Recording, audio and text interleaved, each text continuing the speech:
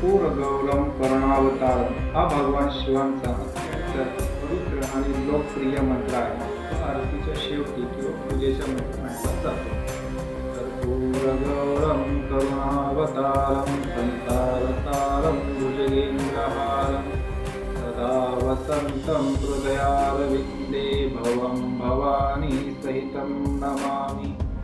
याचा अर्थ असा आहे, कर्पूर गौरम कापुराप्रमाणे शुभ्र वर्ण असणारे, करुणावतारम करुणाची साक्षात अवतार असलेले, भुजगेंद्रहारम अर्थात सर्पाची माळा धारण करणारे, हृदयारविंदे सदा वसंतम हृदयारविंदे अर्थात सदा हृदयामध्ये वास करणारे, भवां भवानी सहितम नमामि अर्थात माता पार्वती सहित भगवान शंकरांना मी नमन करतो.